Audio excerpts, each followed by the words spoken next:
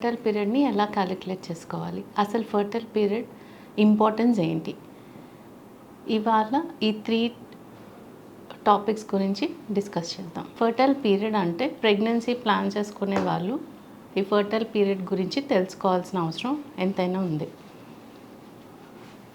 The maximum chances of getting pregnant, దీన్ని fertile period అంటారు. దీన్ని ఎలా క్యాలిక్యులేట్ చేసుకోవాలి? సో బేసికలీ మనకి length of a normal menstrual cycle 28 to 30 days. చాలా మందిలో 28 to 30 days యావరేజ్గా నార్మల్ రెగ్యులర్ మెన్స్ట్రల్ సైకిల్ ఉంటుంది. ఇది 22 to 35 daysకి కూడా వేరీ అవ్వచ్చు. కొంతమందికి 40 days మెన్స్ట్రల్ సైకిల్ కూడా ఉంటుంది. సో ఫస్ట్ బ్లీడింగ్ స్టార్ట్ అయిన రోజు first day of menstrual cycle.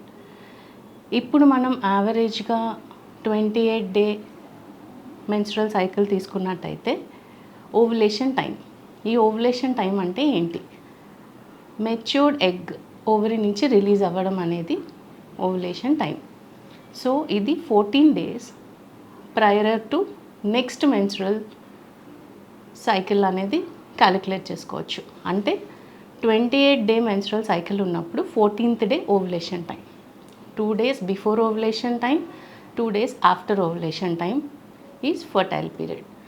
అంటే డే 12 నుంచి డే 16th వరకు దీన్ని ఫర్టైల్ పీరియడ్ అంటాం. ఇప్పుడు 22 day మెన్స్ట్రల్ సైకిల్ ఉన్న వాళ్ళకి ఓవులేషన్ టైము మారుతుంది, ఫర్టైల్ పీరియడ్ మారుతుంది.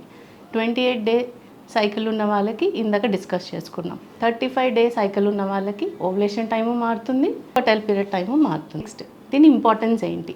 ప్రెగ్నెన్సీ ప్లాన్ చేసుకునే వాళ్ళకి ఫర్టైల్ పీరియడ్ మీద అవగాహన ఉంటే బెటర్గా ప్లాన్ చేసుకునే అవకాశం ఉంటుంది. రెండోది, ప్రెగ్నెన్సీ ఇప్పుడే వద్దు అనుకునే వాళ్ళకు కూడా ఫర్టైల్ పీరియడ్ మీద అవగాహన ఉంటే అన్ప్లాన్డ్ ప్రెగ్నెన్సీస్ని అవాయిడ్ చేయొచ్చు.